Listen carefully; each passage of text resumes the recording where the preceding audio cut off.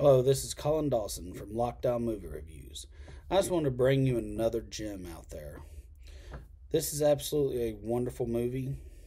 I know that it's kind of a little bit older for some people, but I've actually had to watch it twice.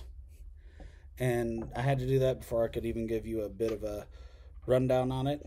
It's an Anthony Hopkins movie, The Two Popes. Now, irregardless of anything that you think of with religion, this is something totally separate from all of it in a way, but yet shows the intricacies of people and the differences within the Catholic Church.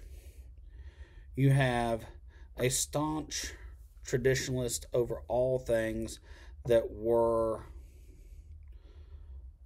prayer and tradition and things that would be considered the lavishness of the Pope and the artwork that is done for it, the immense classical nature, versus that which is a Pope from South America who gave confessions through what it looked like that was a jailhouse.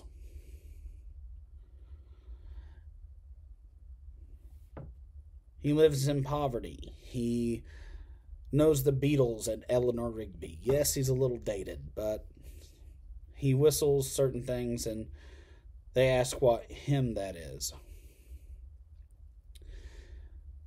He constantly doesn't seek leadership. The other seeks leadership in a way to try and find atonement for whatever it is. The other seeks no leadership and extreme poverty for atonement for the situation he's done. Each of them and everything circles around something that is very close to, I think, even Pope John Paul II, with situations over how they could or couldn't help or else didn't help at the right time and kind of maybe knew that they weren't helping, and in a way it's hiding the fact of something that they had to do because of religious nature. This actually comes up when Pope Gregory takes the confession of the soon-to-be Pope Francis. And they take him through, and he does all of this. And he makes all of this. And he tells him about the revolution in Argentina. And about how the bodies were washing up on the shore. And how he told certain groups they no longer had the protection of the church. And everything. And then he went and demanded them back, even though it couldn't be. And it was a similar thing to the confession that's blanked out when they go into one of the most holy shrines in Roman cultural history. And it is absolutely awe-inspiring to them, especially when they go in and in a way the soon-to-be Pope Francis doesn't realize completely where he's really at. And then the sun comes up and pours through before the tourists are there. And they take such a long time that they even have lunch there. And they hide themselves away in different areas so that the tourists can come through. And just the whole thing with the service and everything else is immensely different. And in the service, I mean like their secret service. The Pope always has his Swiss Guard to take care of him and everything, but there's this whole standoff approach of separation from the masses, inclusion with the masses, etc., on down. Just so much that one can see throughout the movie. And the election process over the Pope, I remember reading over it whenever I was younger in third grade when I read, I I think, the Philo books on every single one of the Crusades out there. And at that time, they counted 13 or 14 Crusades. Now they only count about 3 or 5 of them in the Children's Crusade. And it's just absolutely fascinating with how the popes were elected and everything else. And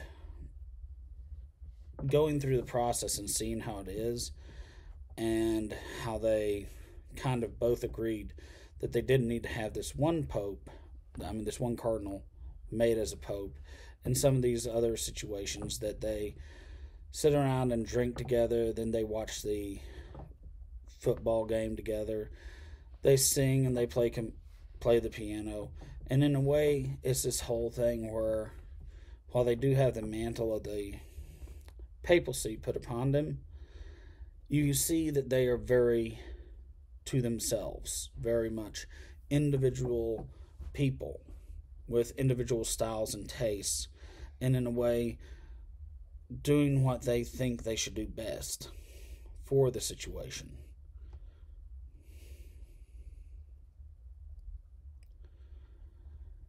I would have to say that this is a movie that is very in-depth, very intricate. And I can see why it was nominated for Oscars and why such a big deal was made over it. In and of itself, you do lose Gregory and Anthony Hopkins. You do lose the fact of it's a character, and he portrays it so well. You do have to sit there and you have to look to see if it is Anthony Hopkins still playing a role. And it cuts away to different scenes where you go, yes, that's definitely the Pope or the former Pope. And then you see where it's the actor, and then somewhere along the line he totally takes you to where he is Gregory. And you see where the same is with the actor that plays Pope Francis. And that's something that really does follow in almost every bit of the movie. It is only these two actors. Yes, there's 20, 30 other supporting little cast members that are only maybe in for 3 or 4 minutes. And the movie strictly focuses on them. I do believe that this is a must-watch movie. And while I can see where there's probably something in the cinematography, the cutting back and forth, where there's memories and like there's something that one could choose when it goes to the older versions where they're saying, so why did you choose to be a priest? Oh, this is when I heard the calling and everything else. And it's going through and it goes into color right then. And it's like there was no doubt about the current choices then. I'd have heard the calling coming at this time or that time or any time after. It is beautiful in that, but it's kind of one of those situations where I don't think it totally went over. I think that's why it missed the Best Picture nod, is some of the things in the cinematography, not as much explaining. There wasn't any herky-jerky where you thought that there was a scene that didn't need to be put in, or that did. There's not a slow, dragging moment in it, and it is just an excellent, excellent quality film. That even without winning any Oscars, it is definitely in the top 10 to top 5 percentile that needs to be watched. Just so that one can understand in all of the aspects, whether you like Catholicism or you don't, these are the people of Catholicism.